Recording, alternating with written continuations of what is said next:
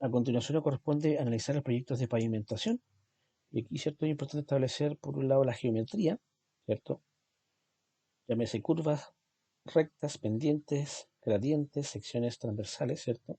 Que es el trazado de la topografía, ¿cierto? Desde el punto de vista de alineamiento, ¿cierto? Horizontales y verticales del terreno. También tenemos que establecer el perfil longitudinal, ¿cierto? Escalas de horizontes, horizontales, ¿cierto? Diferentes con respecto al nivel vertical, oscilaciones de 1 a 10. También tenemos los perfiles transversales, ancho de faja, ¿cierto? Plataformas, calzadas, aceras, veredas, espesores, entre otras. Con respecto a la infraestructura, ¿cierto? Primero que nada tenemos que establecer la preparación general del terreno, ¿cierto? Establecer la resistencia, ¿cierto? Y las cotas de el futuro perfil longitudinal. Aquí siempre es importante establecer elementos como, por ejemplo, elevaciones o depresiones del terreno. Aquí tenemos, por ejemplo, cortes o excavaciones. También tenemos los terraplenes o rellenos.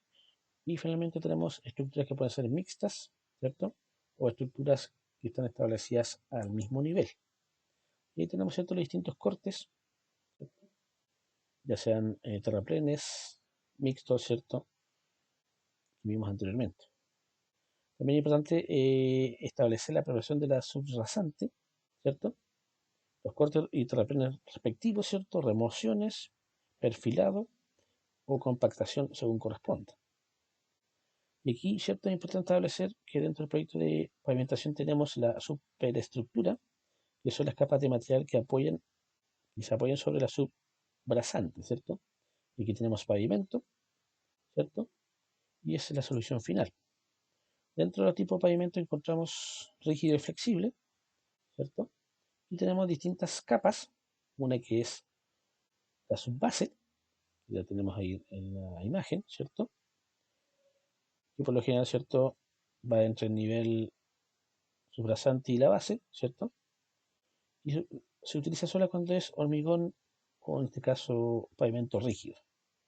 Por otro lado tenemos una base, ¿cierto? Cuando tenemos consideración de asfalto, ¿cierto? Y se establece una base granulada, ¿cierto? Sobre ella va esta base. Y el pavimento que es la solución que corresponde, ¿cierto? Y que va a depender del tipo de pavimento, que puede ser asfalto, que es flexible, y hormigón, que es pavimento rígido. Y tenemos las distintas capas, ¿cierto? Cómo se van componiendo dependiendo del tipo de pavimento. También tenemos que establecer ciertas obras de drenaje, ¿cierto? Que es para que, en este caso, la calzada, ¿cierto? No esté mojada, ¿cierto? Y ahí se establecen sistemas de bombeo de calzada. También tenemos que establecer la construcción de sumideros, ¿cierto? Que son cámaras receptoras de aguas lluvias, ¿cierto? Y que las van conduciendo de forma subterránea. Los sumideros, ¿cierto? Va a depender de la modalidad, que puede ser canales cerrados o drenes de infiltración, ¿cierto? Y la función es captar el ingreso de las aguas de las ciertas aguas lluvias también, ¿cierto? Y conducirla en forma subterránea. También tenemos aceras y veredas, ¿cierto? Como aparecen ahí en las distintas imágenes. Y también tenemos que establecer un proceso de control y de seguridad, ¿cierto? Para establecer los tipos de instalaciones como semáforos, señaléticas, habilitaciones de marcaciones de paraderos, ¿cierto? Marcaciones de cruces peatonales, iluminación, entre otros. Y también tenemos que establecer obras y estructuras especiales, ¿cierto? Y aquí solo tenemos una serie de elementos que nos pueden ir ayudando en este elemento, como por ejemplo los puentes alcantarillados, muros, enrodados, ¿cierto? Estabilizados de laúdes, control de erosión, sistema de gaviones. También tenemos los planos, ¿cierto? Desde el punto de vista de la relación que tiene que ver con proyectos de aguas lluvias. Tenemos los planos, ¿cierto? Ya sean de planta o alguna información adicional. También de perfiles longitudinales, planos de detalle, ¿cierto? Y tenemos algunos complementos de planos para estos efectos. También se establecen algunos procedimientos como movimientos de tierra, rellenos, retiros, suministro de transporte, colaciones o pruebas de tuberías, obras de refuerzo, etc.